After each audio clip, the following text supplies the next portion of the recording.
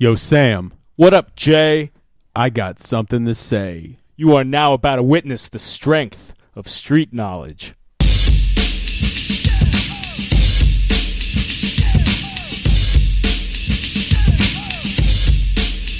Straight Outta Compton. Crazy motherfucker named Ice Cube. From the gang called Nerds. Where are we going to go with that? Nerds. Nerds. Oh, you were gonna say nerds. Yeah, we're nerds. No, oh, okay. Yeah. All right. I can dig it. I can dig it. Cool. So this is Super Skrilla Sam. Yo, this is MC C-Dog. And I'm Jazzy J. I'm Josh. And we're back with another straight out of Centerville with another installment of Catching Up. If that little intro wasn't a dead giveaway, we're going to be talking about Straight Outta Compton, which is, we've been in theaters for over a month now. Yeah. And we finally got the chance to see it. And even on a Tuesday night, a month after it was released, the theater was still pretty busy. Yeah, and it was, I think we probably talked about it when we tried to see it the first time. It was sold out.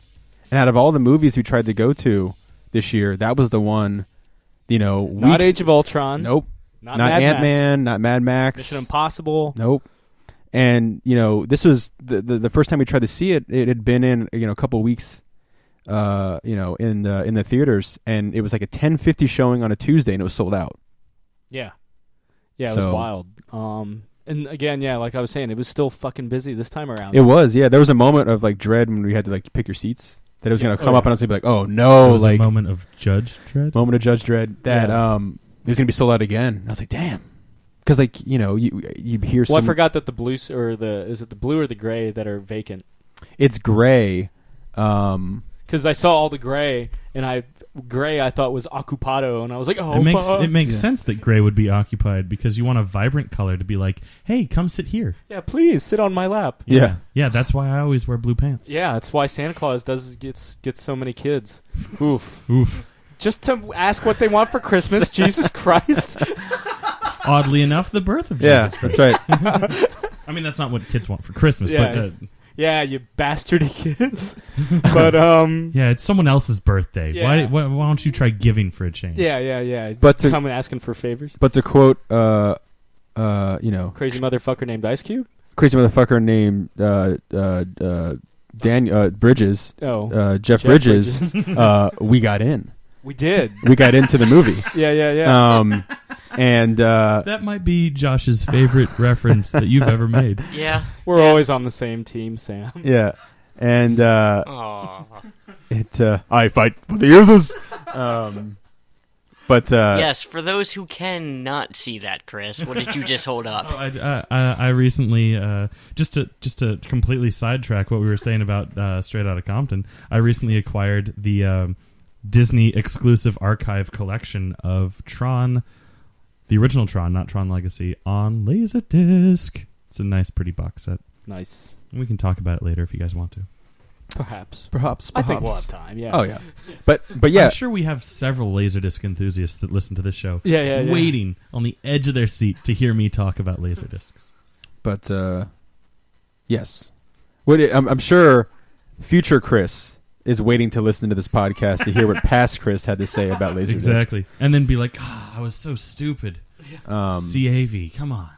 But yeah, we did get in, and I got to say, the more I think about that film, I enjoyed the hell out of that movie. The more I like it, yeah. I really, really liked it a lot. I have to say this, though. For a movie that's purportedly about NWA, mm-hmm. NWA breaks up halfway through the film. Yeah, my knowledge of NWA by the way, spoilers at home. Yeah. My knowledge of NWA wasn't very strong. Basically, this is huge spoiler territory, so stop listening. But don't listen to the rest of this. Just stop listening. Just never listen to us. Yeah. But Act 1 is the rise of NWA. Yes. The rise and fall, really. Act 2 is the rise of Ice Cube. Yeah. And Act 3 is the rise of Dre and the fall of Eazy-E. That's how I would break it down. The birth of Death Row Records, mm-hmm. which gave us Tupac and Snoop Dogg. Yeah. And they really opened it up for the the shared universe of of rap because post credit scene with them forming the hip hop Avengers. Yeah. where Sam Jackson comes in and like walks up to Dr. Dre and he like has Eminem on his right hand and then 50 Cent on his left hand. I'm here to start the D12 initiative. But and again, it's that like pretty much cashes out my knowledge of rap. it's about 2.5 hours long, and it didn't feel like 2.5 hours. No, it didn't feel like. What are movies that were like Black Mass? Yeah, we'll talk about that one later. Yeah. What other movies didn't have to be 2.5 hours long? I mean, Black Mass wasn't 2.5 hours, and it felt most of the Bond movies. No, I mean, I like that. Yeah.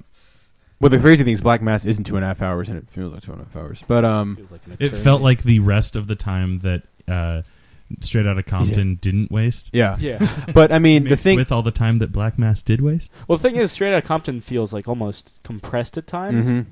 Like you don't hear the, you don't see Eazy-E record his solo album. No, but I think the thing that's kind of insane is like NWA was that kind of there and gone. Like they were that quick. Flash in the pan. Yeah. 2 albums. And they really, changed music. Not just like, not just creating, I guess, gangster rap and all that, but like really changing music. The thing is, I never really liked the term gangster rap. Yeah. It's just rap. Yeah. Because they were just rapping about, it wasn't, they weren't rapping about like holding up liquor stores. I mean, some rappers do. I don't recall rap really coming out of the 20s either. Yeah, but where's that Al Capone? Yeah. You dirty rat, you haven't seen last of me. The Chicago typewriters, hey? That's the Chicago way. Yeah. You put one of yours in the hospital, you put 2 of theirs in the morgue. And that's like the sampled bit from the beginning of the song. But can we start this gangsta? Yeah. I'll rap as untouchable Sean Connery. Yeah. And we all have like pinstripe suits. What are you prepared to do? Yeah. That's its own song. Yeah. I mean, they were. It's the thing about that film is there's like 3 antagonists. There's their manager, played by Paul Giamatti, who's always, whenever he has to be that, like in Private Parts or Rock of Ages, he's always that sleazy manager type. And he doesn't. He looks weird though because he's got like the bleached white hair. Yeah, and he's always wearing tracksuits, and he's like, "I am Jerry Heller." Yeah, but easy, come on. But the second villain, who really doesn't show up until halfway through the film, is Suge Knight. Yeah, who arguably corrupts Dr. Dre. He's kind of this like Prince of Darkness, kind of like deal with the devil kind of figure. But the most omnipresent villain is the police. Yes. Oh, very much so in the beginning, especially. Yeah, because this is like pre-Rodney King Los Angeles. Yeah, and that plays a huge part in it too. Yeah, when it does happen, Yeah. So it's that racial tension is just there. It's informing their palpable. Music. It is. Spread it on toast. Yeah, but it's so thick you'd have to cut it with a steak knife. It's drizzle it over pancakes. Yeah, I mean, to be fair, a band that's best known for a song called "Fuck the Police" probably didn't have a rosy relationship with the Boys in Blue. No, they do not in this movie. They don't. Much like Ice-T and his metal band Body Count. Well, yeah, with his cop killer. Yeah, I was always surprised that Ice-T went on to be a cop in Law and Order. Right? It was a funny little bit of irony. Yeah. Well, Ice Cube's a cop in like Ride Along? Yeah, he is. Yeah. So, but which is getting a sequel. BT Dubs. They showed the trailer before. Oh, did they? Yeah. And 21 Jump Street. And 21 Jump Street, which is my favorite. Well, he's a cop in 21 Jump Street. Oh, my favorite. Sorry. I fucking love those 2 movies. I haven't seen the Jump Street movies, so they're so good. I love them. But I got to say, like after leaving the theater and kind of thinking about it a bit, I mean, it's definitely on my top 10. The performances of Dre and Ice Cube in particular are standout performances. Well, it's Ice Cube's son. Yeah, playing. which is here's how crazy that is. At the end of the movie, when they're rolling the credits, they basically play Straight Outta Compton, and they show bits from the music video, the kind of like classic music video, and then with actual like bits from the actual members of NWA. There's one great moment where they ask Dre, they're like, what do you have to say about people who don't like your music? And he's like, fuck them. And then it kicks back into like, but Dre was always like, violence against women is terrible, fucking terrible. And they do loosely allude to it. The original script had it as a result of Suge's corrupting influence, and Dre has since publicly apologized for its omission in the film. But Dre was always my favorite member of the band. Mm. He's the beats guy. He's the producer. Yeah, I go with Ice Cube. I mean, he is Beats by Dre. Because I kind of love Just man because of it. I kind of love like in the movie, like Ice Cube very much comes off as the hero in the second act because he's not getting paid, and he's the guy who's writing all the lyrics. He's writing Friday. Yeah. And so he basically leaves and creates my favorite moment in the movie is he leaves and does a solo album, which is huge. And Bigger than I guess the first, because they hadn't put out the second one. Bigger than the first NWA album. And there's a moment where on one of the NWA tracks they diss Ice Cube. And it's like really quick. They call him like Benedict Arnold, I think. And then you get Colonial burn. Yeah, they get it. Colonial burn. Revolutionary even. Yeah. It's super effective. And so he even goes, he's even like Benedict Arnold. But then they cut to a scene where Ice Cube's recording a track where he just shreds them for the entire song. And the camera pans around all of NWA, I think minus Dre. And they're all listening to the track, just getting obliterated. And like some of the girls are in the room, they're like kind of like laughing. And even some of the guys in NWA are like kind of like laughing because he's MC Ren and DJ they're Yella just getting shredded by Ice Cube. But yeah, it cuts to Eazy-E. Yeah, and he's having none of it. Yeah, and neither is Paul Giamatti. Paul Giamatti's definitely not having any of it. He freaks out. Yeah, he's like, which lawyers? Yeah. And then Ice Cube kind of goes up and down his tracksuit. Yeah, it kind of goes off, and like I said, writes Friday, which is a huge smash hit. And, well, I feel like the birth of the Bye Felicia. Yeah, which they reference. Here's the thing. I've never seen Friday, and but yeah, right. From one of my friends at work is like, you have to watch it, of course. And again, this movie, it is very funny. Has inspired me to watch the movie. But I didn't know what Bye Felicia was from. That's like just me being an idiot. And so in the movie, there's a scene where I'll explain, Josh. There's a movie, world's greatest silent podcaster. There's a scene in the movie where some guys come up in the hotel and they knock on the door. And it's like this like big guy. And he's got a gun. He's like, my girlfriend Felicia's here, and I forget who answers the door. They're just like, "There's no Felicia here." Cube. Is it Cube? He's just like, "Fuck you," and they like. He's like, "You're gonna fucking show on me." And Eazy-E, I think, freaks out too because he shows him his gun. The guy outside who's looking for his girlfriend Felicia. So he slammed the door in his face, and it's like one of those suites with like it's two rooms connected by a door. Yeah, joint room. And so there's like all the sex, drugs, rock and roll kind of thing, right?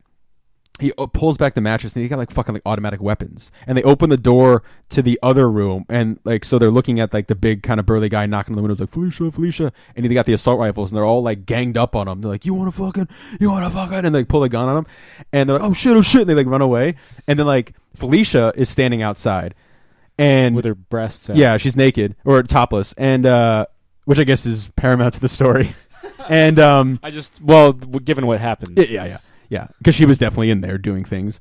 And Ice Cube, played by Ice Cube's son. This is like, when I found this out, like this is like Inception.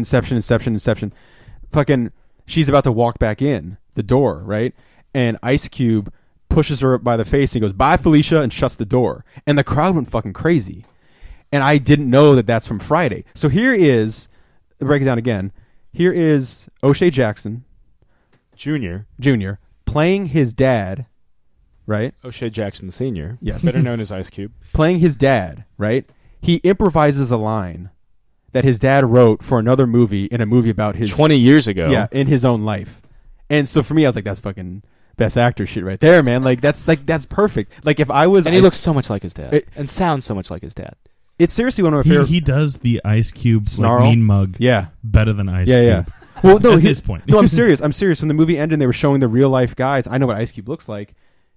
I was like, that's not Ice Cube. Like, no, that's not Ice Cube, dude. We saw the real because the Ice Cube you know and love now doesn't have Jerry curls. Yeah. But 30 years ago, Ice Cube in 1985. But seriously, O'Shea Jackson Jr., that's like one of my favorite performances of the year. I thought he was fucking awesome. And even Ice Cube, they were asking him, like, did he audition, go through this? And he was like, the coach's son's got it the roughest.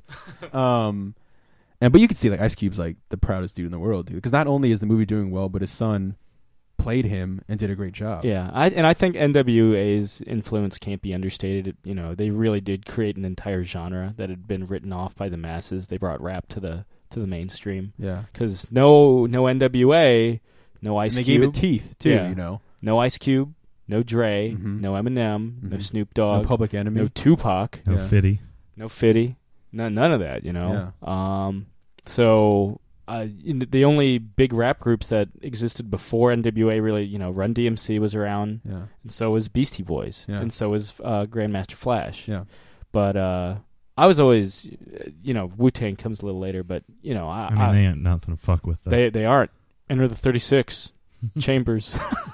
But do you guys have any particular like you're more of a Public Enemy guy, right? I like Public Enemy, and Chuck D. I'm a fan of Chuck D just because of how much he's such a historian for music, you know. Almost as much as what's his name from The Roots. Yeah, Questlove. I love Questlove. Yeah, Questlove skipped school to get Straight Outta Compton. Yeah, it was on Jimmy Fallon, where they were, you know, Jimmy like turns to The Roots. He's like, "You guys are influenced by NWA. Like, what was it like?" And Questlove's like, "I skipped school to get that album." And then Ice Cube was like, yeah, skip school. And Jimmy Fallon's like, no, don't skip school. And he's like, the movie's out in the summer, so you don't have to skip school to watch it. And Ice Cube's like, okay. That's like Douglas Adams skipped school to get Beatles album. Which one? Abbey Road, Sgt. Pepper's, Magical Mystery Tour. The one with the one with the car song. God damn it. Oh, Rubber Soul. Yeah. He skipped school to get Rubber Soul. But skip school. Yeah. But and look at how well it turned out for him. Yeah. The thing that attracts me so much to bands like NWA or Public Enemy especially is the beat. Like I love the beat that they have. And like they just this very simple elements to especially NWA and Public Enemy. The beauty is in the simplicity. Yeah. And but like I said, going back to like Chuck D is just I have like huge respect for people who are historians of what they're good at. You know what I mean? And they know the history of what they're a part of. It's not just this small group of this genre or this, but he's such a fan of music in general, which is really cool.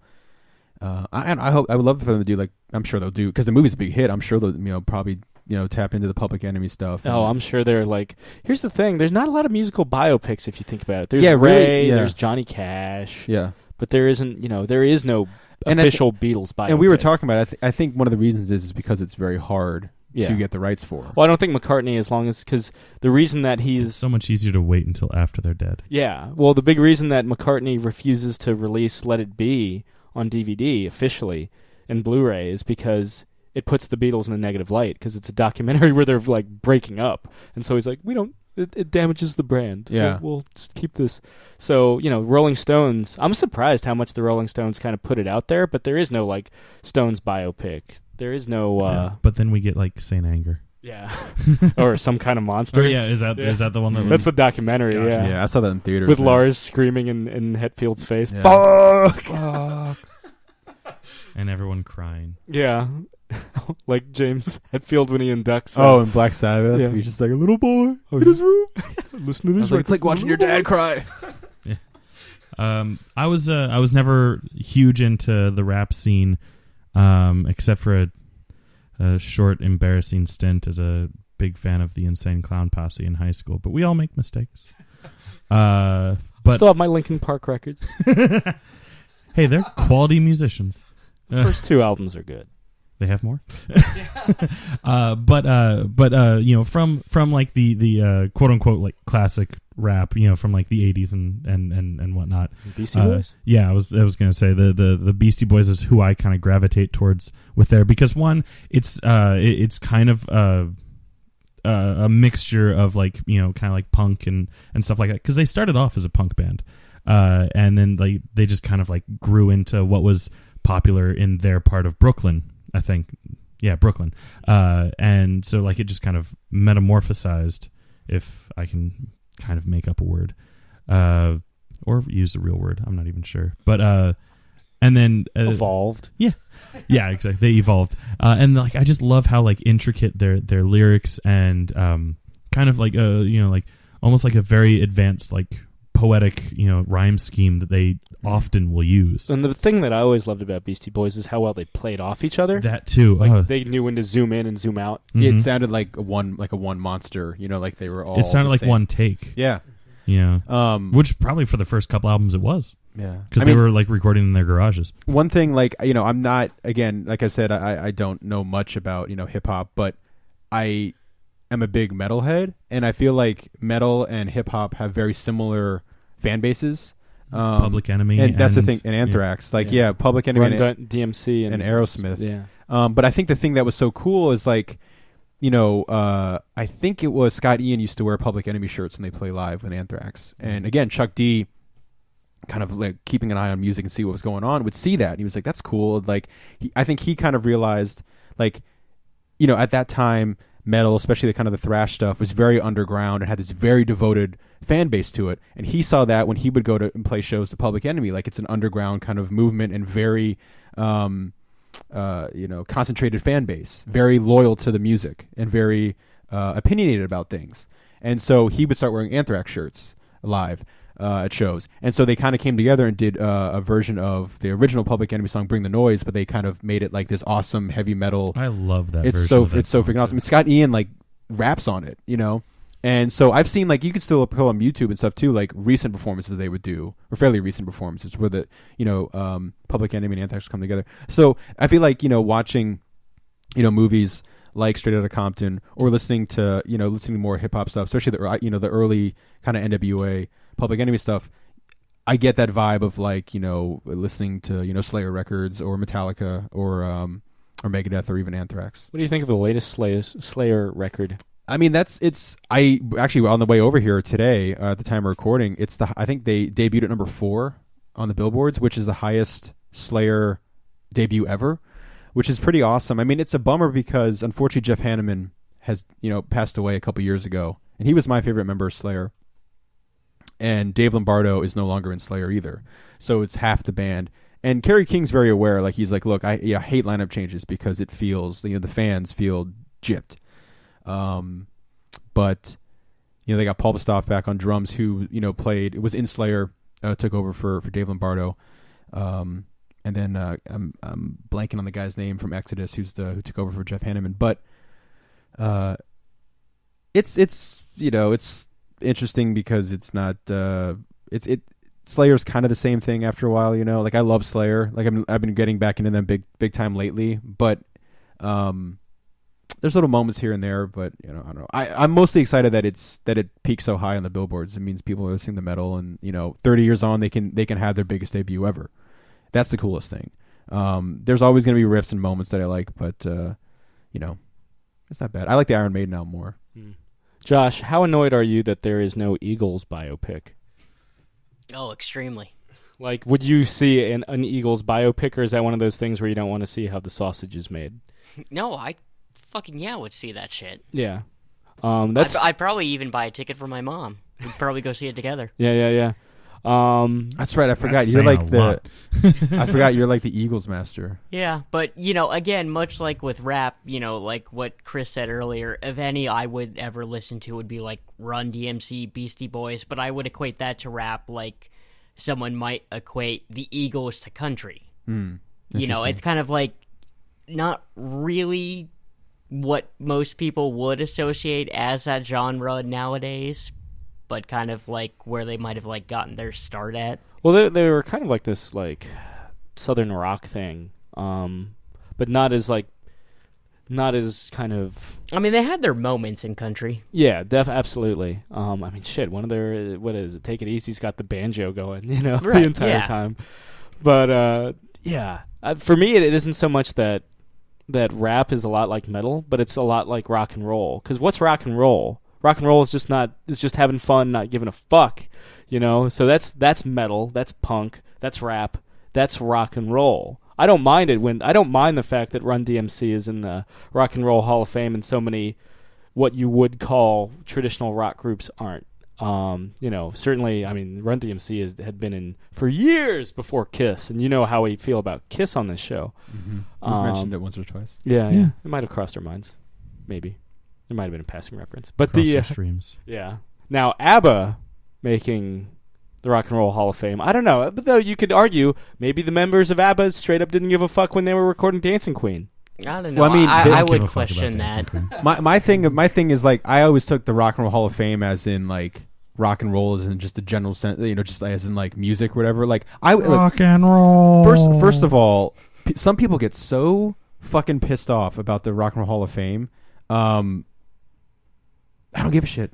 You know what I mean? Like it's like ABBA being in the Rock and Roll Hall of Fame. Fine, they deserve to be in Rock and Roll Hall of Fame. Like they fucking made. They sold a lot of They records. sold a shit ton of records and they made great pop music. Run DMC, of course, they deserve to be in Rock and Roll Hall of Fame. But it's a popularity thing. It's fucking politics, all that kind of stuff. But yeah, some people get really fucking pissed off about the Rock and Roll Hall of Fame. Johnny Rotten. Eddie Trunk, who I love from That Metal Show. Oh yeah, that guy is fucking pissed off about the rock. Like he was sending like segments on That Metal Show, just like screaming about fucking the Rock and Roll Hall of Fame.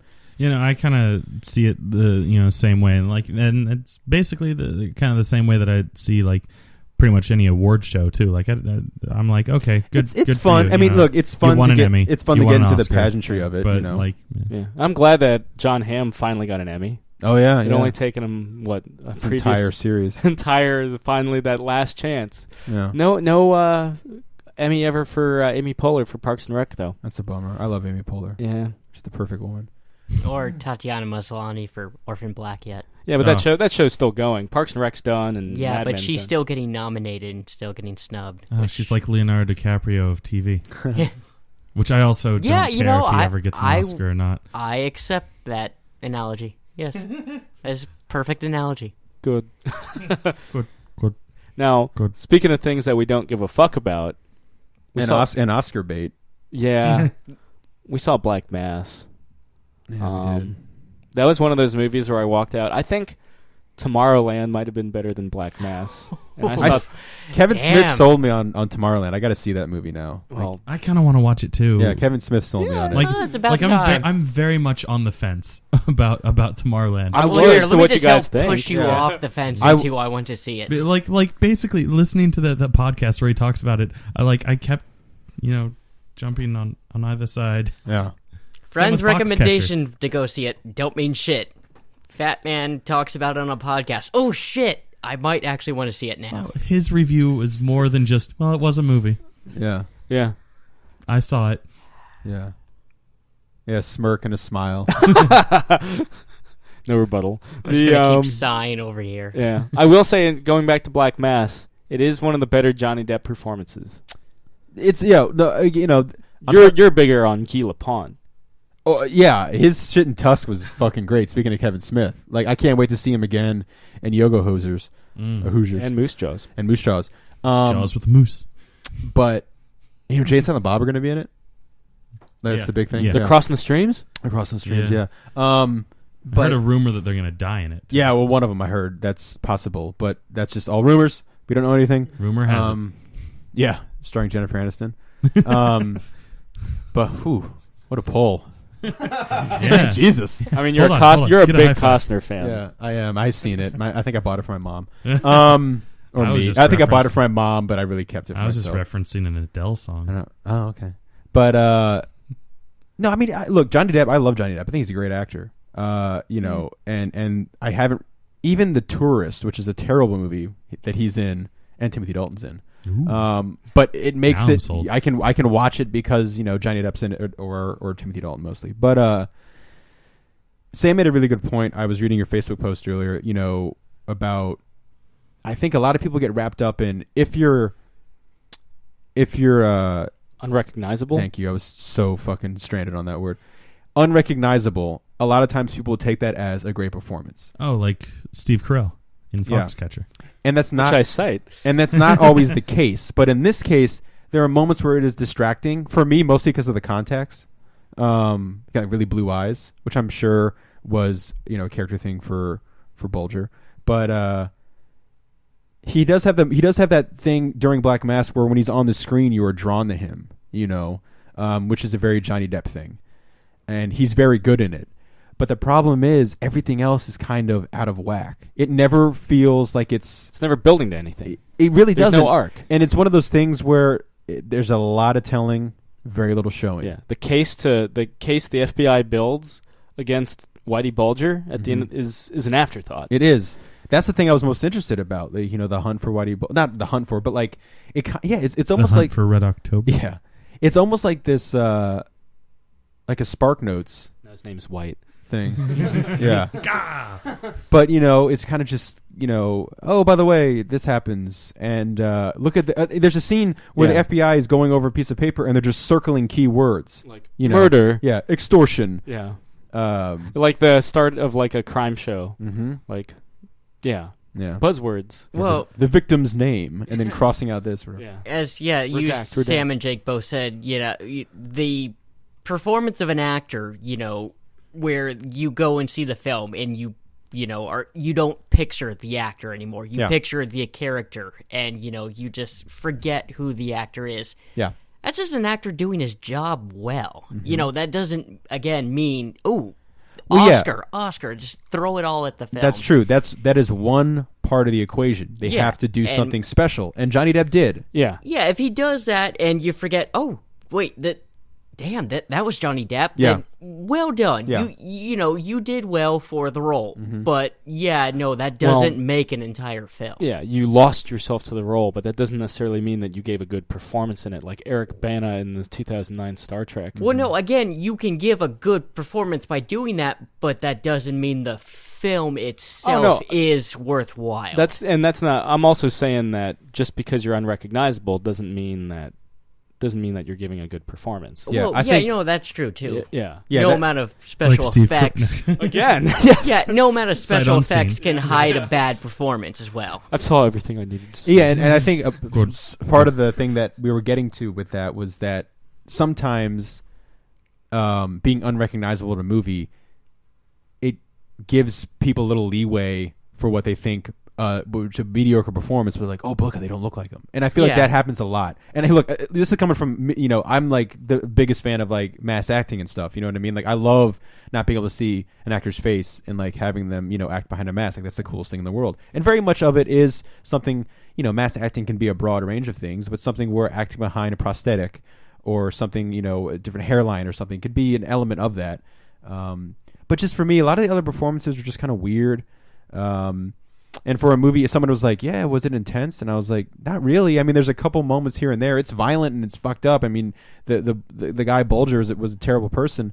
But, I don't know, there's just... Did it feel like a movie about the actual individual's, like, life? No. I mean, like... Or just something else that, like, didn't make the film entertaining? It was basically, learning about Bulger's life through the FBI. Well, okay, that wouldn't make a great film because you got basically a police force telling you someone's story. Yeah, that's going to be primarily not really only boring that, facts. Not only that, a really bad FBI agent telling you his life, telling you his kind of story. Yeah, it's a bunch of FBI guys telling you like this guy runs organized crime in Boston. It's fucking nuts that he got away with it. Yeah, well, for decades. Yeah. It's like the show Cold Case, where they would take actual real-life cold cases, but it's, it's not a actual procedural show. It's like a drama, so they spice things up for that to make it entertaining. If it was actual real cold cases, you'd fall asleep halfway through an episode. Yeah, I mean, it's not as procedural probably as we're making out to be, but you don't see Johnny Depp do as much stuff as the trailer and as much as they hype him up within the film. Here's the crazy... Which is marketing done well. Here's the butt-fucking bananas thing. He kills more people in the trailer than he does in the finished film. That's marketing done well. How do you... I would say that verges on poorly because now it's giving a false representation of the final product. Oh, what does Hollywood not Well, do here's the that? thing also. I didn't say that that's not common practice. I just said that it's bad. That shouldn't be allowed, but... If Johnny Depp gets nominated... I feel like it'd be for supporting actor because the dude's not in the movie that much. I feel like, from what you guys have explained, the makeup team should get nominated. Yeah, maybe. But I feel like he's definitely warranted getting a nom. He sells the role of a criminal that like is really intense and frightening. He has a really good laugh. He's and there's a couple really intense There are moments. a couple moments where you're like, this guy's a badass motherfucker. But you're not on edge the whole movie, which is something I thought was going to happen. Basically, watch The Departed and watch Donnie Brasco. yeah, The Departed is a much better Whitey Bulger film. I've seen The Departed. I love that film. And watch Donnie Brasco. Allegedly, because he, heard that was loosely based on him. Whitey Bulger, while he was on the run, because he was on the run for like 12 fucking years, snuck into a movie theater to watch The Departed. To see how he was portrayed. Huh. Because Nicholson's character, straight down to being an FBI informant, is what that's how Whitey Bulger got that free pass. Because they're like, as long as you don't kill people and no drugs. He's like, okay, and then he does the exact opposite. Yeah, he turns around, kills people, sells drugs. Okay. It's kind of the fucking weirdest alliance. Also, Boston accent Benedict Cumberbatch. Oof, rough. Joel Edgerton, over the top man. Oh yeah. Would you say The Town's a better film than this Oh one? yes. Okay, Oh good. yeah. If we're talking Boston crime films, I guess those are just the big two. Yeah. Good Will Hunting has more intense moments. Yeah. In Boston. Yeah. Especially Good Will Hunting 2. Yeah. Hunting season. Hunting season. Apple And sauce, bitch. And I love Good Will Hunting. Yeah. But like I said, seriously, like Good if movie. just Donnie Brasco in terms of like a Johnny Depp like kind of mafia undercover intense movie, and Departed for an actual Whitey Bulger. I remember Jake and I, as we were walking out the theater on Friday night, we just kind of turned to each other and were like, did that suck? Yeah. Yeah. And a lot of people seem to be eating that shit up with a spoon. Yeah. There's Oscar buzz aplenty. If it does well, fine, it does well. Yeah. But if Johnny Depp got the best actor, I wouldn't be annoyed. I'd just be like, all right. I'd still think it'd be Good for supporting him. because he's Good like for not him. in it. very well. Yeah. All right. But yeah, it's like honestly, it's second only to Fantastic Four as the weakest theatrical film I've seen this year. I'm not terribly surprised that you guys came back with that review, because I wasn't really impressed by much in the trailer, and like I wasn't planning on seeing it, and now I'm just more solidly. I only slept like 2 hours last night, I will say, and by last night I mean this morning. I will say, Corey Stoll Redeems himself. Somewhat, yeah, he redeemed himself because I shredded that guy almost unfairly, definitely unfairly. I was like, I don't know what was going on about. I mean, I still didn't like his performance. It wasn't a great performance. It wasn't, but I was like fucking going nuts. I will say, closest to like a good guy in the movie. Again, there's really not a. He basically says what we've all been thinking. Oh yeah, for the entire. The only problem is he's in the movie like 10 minutes. He's like, what the fuck? He's the one that starts the case against Whitey Bulger. Yeah, and I would have loved to have seen more of that. Yeah, because like and it's in the trailer too, where like Whitey Bulger is tied to like murder, extortion, like circling it on the Yeah, page he's like- again. yeah. Like he's like on the blackboard. Yeah. He puts a pen like murder, Yeah. extortion. and Joel Edgerton. He starts like as the movie goes on, he looks like a fucking mafia guy. He's got like nice suits, slick back hair. Yeah. And, like, I just really didn't like. Yeah, he's got the Rolex and everything. I love Joel Edgerton, but that was just a fucking. Yeah, but he, he's like, oh, come on, investigator. I got Boston Red Sox tickets. Yeah, oh yeah, that's the entire reason why that conversation happens, because he's the new guy. Yeah, and he sucking hears up because he knows. He hears he's like Elliot Ness. He's Yeah. like he's all about. I was like, oh fuck yeah, busting people, and he's like, oh, here's some really good Red Sox tickets. And then he's like, no, and he's like, oh, I'll buy you a drink later, and he's like, no, just do your job. And he's like, oh yeah, while I got you, what the fuck is going on with Whitey Bulger? And he's like, oh, he hasn't done anything. And he just like, this is from the trailer, he's like, hasn't done anything, and he just rattles off everything he's done. Yeah. And then you get that great moment where he's like, what has Whitey Bulger done? Yeah. What has he done? yeah, Everything. yeah. And then he's like, tell me, what's going on? And he's like, well, my notes are at my desk, and and you just know he's fucked. And by the Joel Edgerton, and like I said, I think Joel Edgerton's performance in a way worked because he's such a slime ball in that movie. Yeah. You're not supposed to. You're like not supposed to like him. So But as he far did as well in that. But it's just Sarsgaard. Peter Sarsgaard. I like his quirkiness. Was he stellar?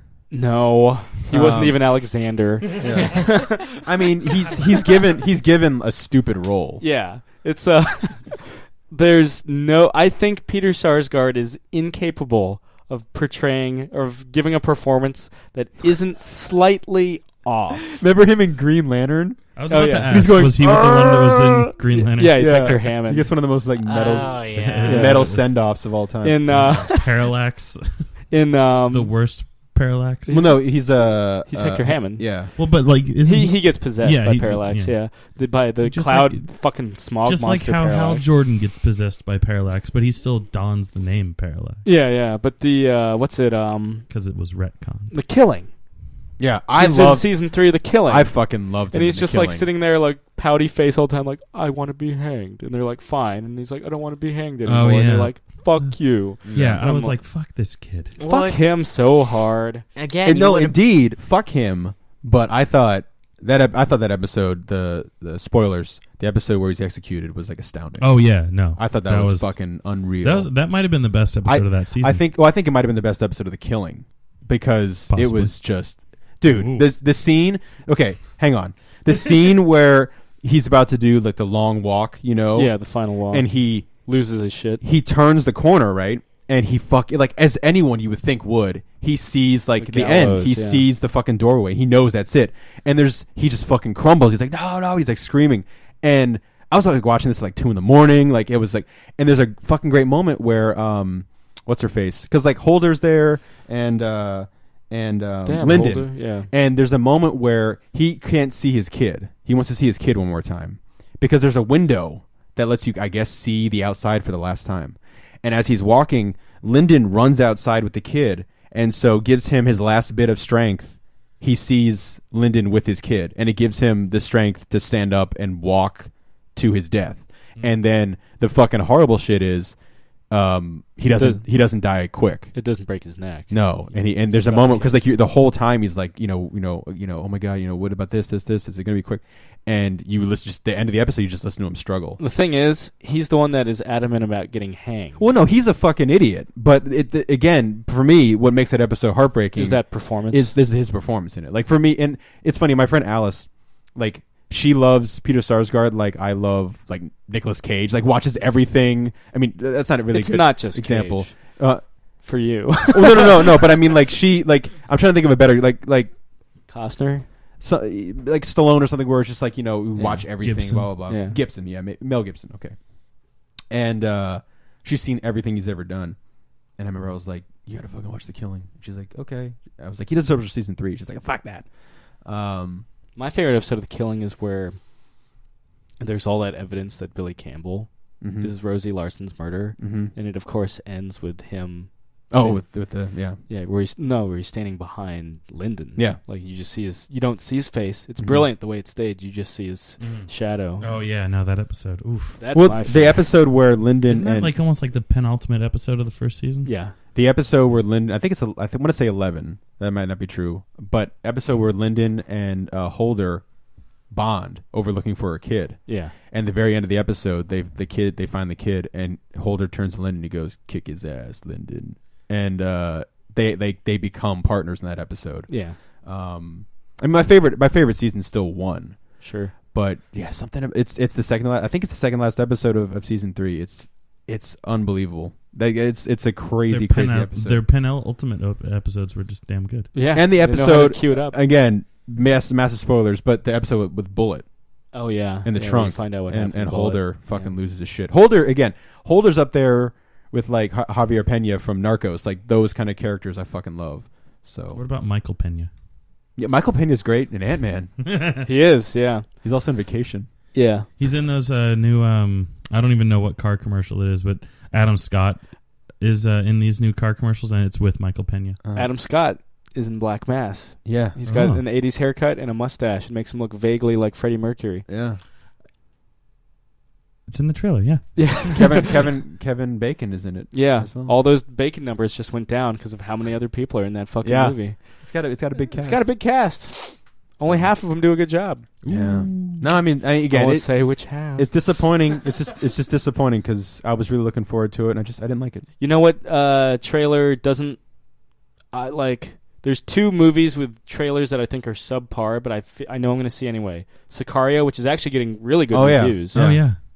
And Bridge of Spies with Tom Hanks and Steven Spielberg. Yeah, I mean that almost feels like a job for me having to see that. Like, Yeah, it's Spielberg, it's Hanks. Yeah. Fine. yeah. I mean, it's an interesting thing too. But talk about a trailer. That's the fucking bee's knees. And we saw it before Black Mass, the second trailer for Creed. Sorry. You okay, Sam? Because you hadn't seen it yet, right? That was like reminiscent of way back when we were talking about Grant Morrison. And Oh, you're like, yeah. Oh, yeah. But I mean, you hadn't seen that trailer yet, right, Sam? I hadn't seen the second one. No. Oh, man. I haven't either. It's so fucking awesome, dude. There's some spoilers, though, in Rocky Land. Things are looking rocky for Rocky. For Rocky. Fucking Rocky shoot 4. me. Yeah. But here's the thing. It's in the trailer, so whatever. Spoilers. Paulie's dead. And Rocky's sick. And Rocky's sick. Ooh. But yeah, those trailers look good. You know? And, you know, there's got to to see him bounce back. Yeah. Is he gonna? Do you think he's gonna do a tour of all the places that he took Paulie to, in this one? Well, No. we Well, see I mean- Mickey's gym and we see the restaurant. Yeah, the restaurant. They're on top of the steps. I think at one point too. Of course. Yeah. But again, Rocky is a supporting character. Like it's very evident in the trailer. Like, you know, Rocky's there. Obviously, he's a presence. It's Rocky. You know, Philadelphia. But it's not his Rocky. story. It's not his story, which is great. And Stallone knows his character better than anyone. There has to, and he's not writing it. He's not directing it. Yeah. What's wild to me is, does that mean the Creeds lived in Philadelphia the whole time? Yeah, I mean, I guess. Yeah. I mean, I don't see why not. You know. But he's like, I mean, it always. Well, maybe you know, you move around. He was the champ. You know, Yeah, so you can go anywhere. yeah. And then maybe hey, he's defined by that fight. Philly. Or becomes his maybe thing. maybe he's just seeking out Rocky because he knows that like that was what was like kind of like the climax to Creed's his father's career. Yeah. But And that Stallone secret third fight. and the thing that's cool is like Stallone had to have seen something in this to be okay with not giving away his character, obviously, because he's not. But allowing he isn't writing it. This is yeah, the first one he's never written. yeah, or And he's not. I mean, there's 2 other Rocky films he hasn't directed. yeah, one really good one and one not so good one. Yeah. The 1 and 5 for everyone else. But But we won't say which ones. yeah. Oh, Like, really quick. unless you listen We to were our talking about commentary. John Cena talking about being American in an interview. You're gonna say John Cena penis? Yeah. Pina. Well, we did talk about that too. Cena Pina. But he talks about one moment. He's like to get. smile on Josh's face and hearing the word Cena Pina. He's like to get prepared for the fight. He's like, I watched all the Rocky movies, even Rocky 5. I watched all of them twice. I could just see his like head like Oh, yeah. rocking Oh, yeah. while saying that. But it's cool. I mean, like the fact that Stallone is letting other people play in the Rocky playground, sandbox, whatever, so to speak, with his characters. The Rocky shared universe. Yeah, the Rocky shared universe. I'm just annoyed. I'm just annoyed that Rocky didn't become the G.I. Joe boxing trainer I as know. originally That's advertised. so fucking cool. Could still happen. I guess. What happens between Rocky 3 and Rocky 4? G.I. Joe. Yeah, That's what happens. yeah. He was Rambo. Yeah. Well, Ram- Got to stop the Bo. Cold War somehow. yeah, I don't know about Rambo Rambo. because, I mean, Well, I mean, obviously not. yeah, he's the, How how you doing, John? Good. yeah, he's like a fucking third grader. At least here I know where I stand. Yeah. Do we get the win this time? This time, John, it's up to you. Credits. All Again, Still my haven't seen that. my favorite. on Netflix. It's true. Is 4 on there too? No, but Okay. yeah, But 4 is fucking awesome though.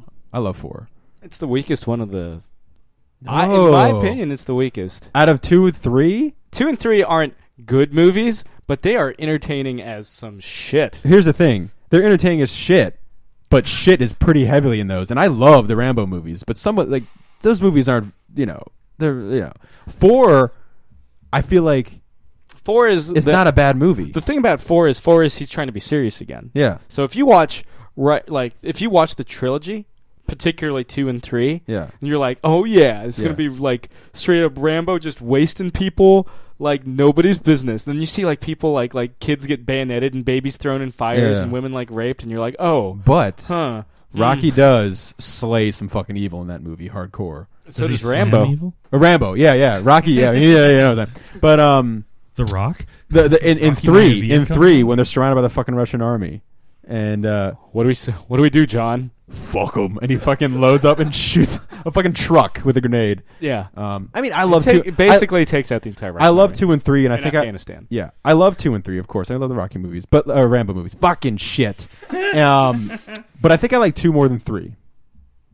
I'm still not entirely sure on that. Ask me in another podcast. In Rambo 3, he kills the big muscle man 3 times. Yeah, 3 times. 3 times. Rocky 4, though. I mean, fuck you, Josh. God, Josh. The fuck? Yeah, Jesus. Tit. Rambo. Yes? Quiet down. Yeah. Quiet Yeah, down. I'm trying to fucking talk here. Jesus. I'm trying to fucking talk here. Rambo. Jazzy J. Rambo 4. Rambo 4. Rocky 4? I love Rambo 4 like some shit. Now I love write that it down movie. 12 times so you remember. I will. I'm gonna write it on a fucking chalkboard. I may even fall asleep to it tonight, and then wake up in a And cold then you're sweat gonna- when he gets on the 50 And then you're cal. going to point to it and be like, Rambo. Remember, she goes, "We're going into Burma. You bringing weapons? No, you ain't changing nothing." He like teleports in front of the. They final never call boss. him. Yeah, you know, they call him like the boatman and like, you know, John, I think. But you know, he's very clear in that movie because he directed it as well. Very clear. It's the only Rambo movie he directed. Yeah, and I give props to that movie. But like, he goes out of his way to deconstruct. I'm making this sound like it's a fucking like genius movie. It's not. It's Rambo, but I still love it.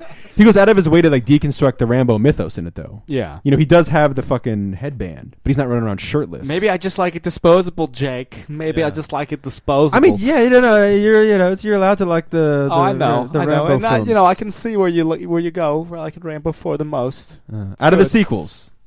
Oh, It's- First Blood's still your favorite? First Blood's still my favorite. I mean, come on. Yeah.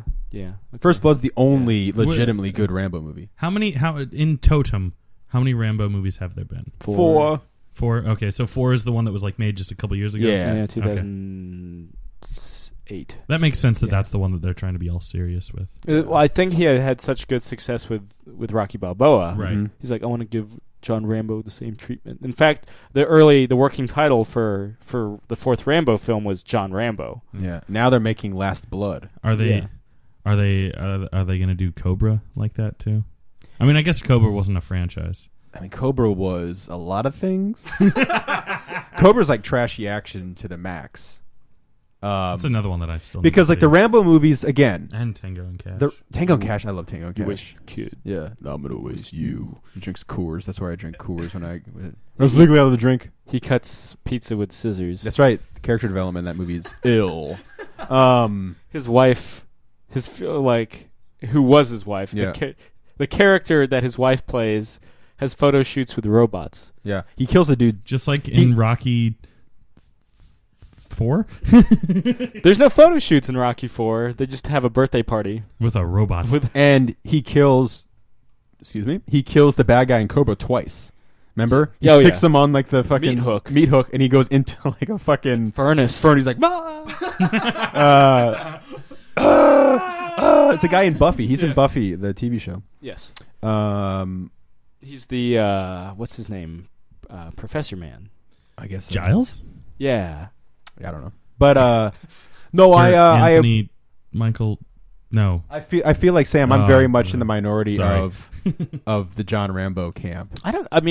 David Morrell agrees with you. Oh, he does. Oh, The guy that, wrote and created John Rambo is like, that film is the closest it gets to the that fucking film is the closest it gets to the nihilistic tone in my books. Mhm. Because in his books, Rambo is the fucking bad guy. Yeah. Well, it's very much. He's very much not the hero. Like, you know what I mean? Yeah. Like they go out of their way to like, ooh, who knows? In First Blood, he kills one person by accident. Yeah. The kill count in First Blood is 1 by accident. The second one, he restarts Vietnam and ends it by himself in a day with a helicopter. The third one, He drives the Soviets out of Afghanistan. by himself in a tank. The fourth He one, plays chicken with a gunship. yeah, And he's in a tank. yeah. They're like, and he's like, I want to go wins. faster, and they're like, Stallone, tanks don't go that fast. Make it, make it. And then 4, he Throws over the Myanmar government. on the back of a truck with a 50 caliber. Yeah. Within the last 5 minutes of that film. My favorite fucking well, now I don't need to see him. yeah, my favorite. Yeah, the reveals aren't what make the movies fantastic. Yeah, there's it's no twist. seeing the fucking carnage of Rambo kicking ass. seeing Rambo grab an M60 off a helicopter. Yeah. Come on, It'd be a twist if he invited the Politburo and Gorbachev to like the League of Nations headquarters and solved that conflict over tea. It's like watching Furious 7. Just so you can see The Rock like pop off his arm cast by flexing his muscle, and then picking up a machine gun that was dropped off of a drone. Yeah, that he double taps. He double taps a drone that has no actual hand trigger, and use it as if it's a handgun. Yeah, it's all my Predator fantasies come to life. Yeah.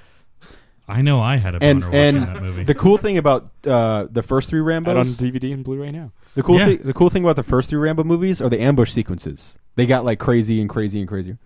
The second one, he's like covered in mud when all like the Russian dudes are walking by, and you see an eyeball open up. And he's like, ugh, and he stabs the dude. And the one dude that can't scream, apparently. Yeah, they probably realized when they were filming it, like, dude, this guy would just scream. And they're like, well... he can't scream. And so, like, Rambo's picking off dudes, like, on a patrol, and he picks out the last guy, right? So they don't see him, obviously, because he's a fucking Green Beret. And so he's, like, pulling him down, and the guy's going like this. Like, this. He goes like this. Well, he should be screaming. Yeah. So he suddenly becomes hoarse. Yeah. He also blows a guy out of his shoes. Yeah, he hits him with a grenade. Blows him up out of his shoes. Okay. Totally different movie. Yeah. Rambo. Yeah. After he escapes the prison camp in First Blood Part 2, it basically becomes a video game. Oh, yeah. And then 3, when they're playing the game with the goat? The goat. That's my favorite part in 3. What?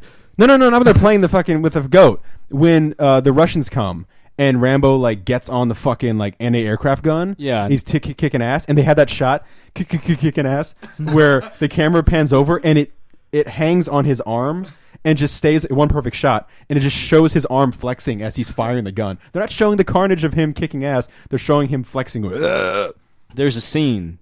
The training montage, or what would be the training montage of First Blood Part 2, is just his bicep as he sharpens his knife. Yeah. Just in the darkness, just and you see that sweaty bicep, and then you question all of your choices. Also in First Blood Part 2 in the end, where just reaffirm. in First Blood Part 2, where he goes in for Murdoch, and he's firing the M60, and it zooms in on his arms, going, and he's like blowing up all the equipment. That's like in UHF. The Weird Al movie, where he parodies, Rambo. Absolutely. There are 2 helicopters coming at each other, and it just keeps cutting back and forth between close-ups of their faces, and Weird Al's just doing like the most grotesque impression of Stallone, just going making the weirdest like I think at the time asymmetrical lip scream. I think at the time UHF came out, Rambo 3 hadn't come out yet. Because those both came out in '89. Yeah. So he didn't know. Greatest year for film. Oh yeah. My greatest year for film. That's the year that Back to the Future Part 2 came out. And Ghostbusters 2. Oh, the superior Ghostbusters. Didn't you guys just watch Ghostbusters 1? Yeah. Yes. The better film. For those of you listening who can't see, Josh is giving me the stink eye. And Sam is like internally just going, I mean, I don't. It ruined the series. Well, it ruined the first, yeah. And it kind of negates the cartoon series too, because they're clearly busting ghosts in the cartoon series. And busting makes me feel so good. Yeah, but not the EPA apparently. Well, the cartoon series had a direct impact on the sequel, though. Oh yeah, with Janine's hairstyle, but very like kind of like loose, like things they picked and chose. Yeah, the increased role of Slimer because they're like merchandising. Kids love it. They love it. Ecto Cola. Yeah. Oh, please God, bring we're seeing so much '90s nostalgia. Why don't we bring that back? Yeah, Nickelodeon has a '90s nostalgia channel coming out. Yeah, so I can watch The Adventures of Pete and Pete as long as I wish. There's only 3 seasons of it, so maybe not that long. I mean, loop it. Yeah. But, no, I strongly, if you've never seen the Rambo movies, hey, listeners, hey, I'm going to put something out here, and knowing you guys, I'm never going to hear anything back. Except maybe Zach. Except for maybe Zach. And Zach, you're welcome to respond. He had a lot to say about our Mario episode. Yeah. Did you guys see me beat Super Mario Brothers? I heard you beat Super Mario's. I heard it with my own ears. I can't replicate those noises that I was making. It was like Kermit having an orgasm. But the with Miss Piggy or the new one? Just as far as I know, he's just blowing a load in his own face. But the isn't that how frogs do it? I'm really glad I muted that video.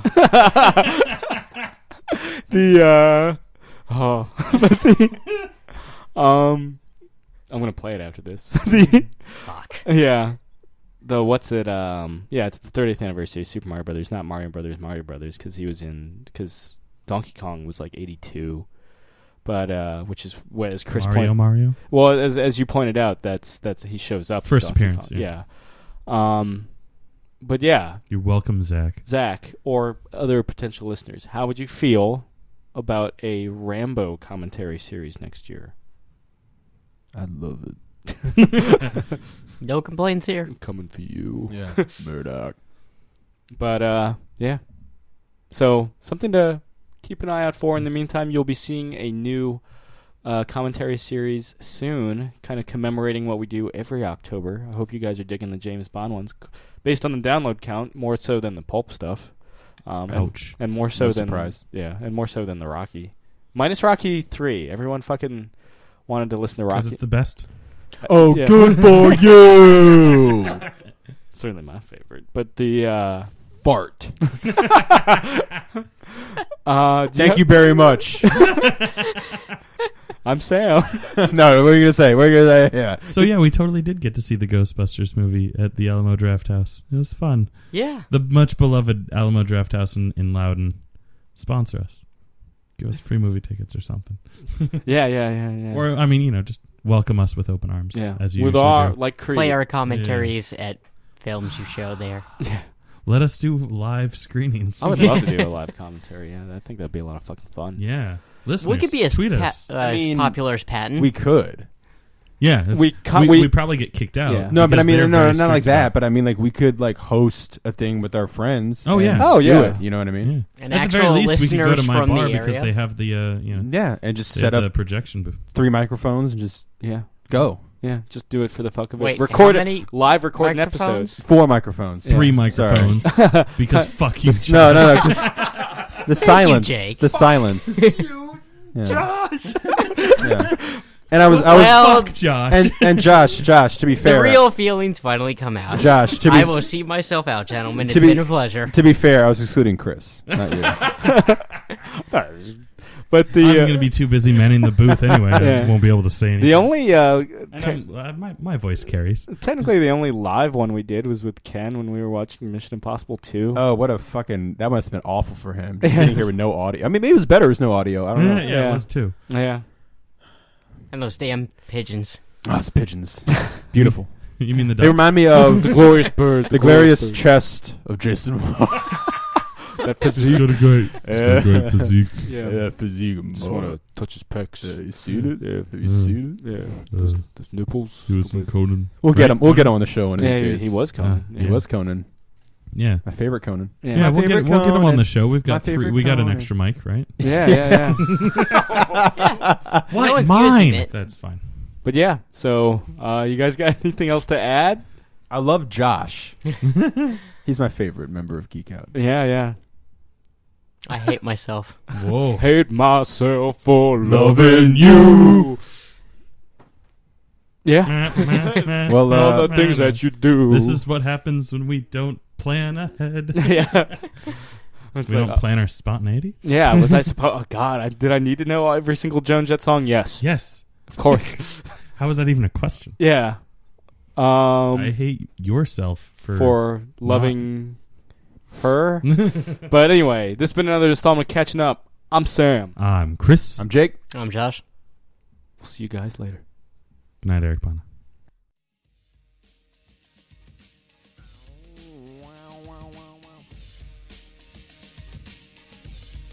Straight Outta Compton. Straight Outta Compton. Straight Outta Compton. Straight Outta Compton. Compton. Straight Outta Compton. Haha. Stay in school. Listen to your parents. Yo. Drink milk for healthy bones. Haha. I don't have to swear in my raps to sell records. That's right, Chris. Neither do I. I'm gonna eat healthy foods. Go to the doctor once a year and maybe eat some Celery.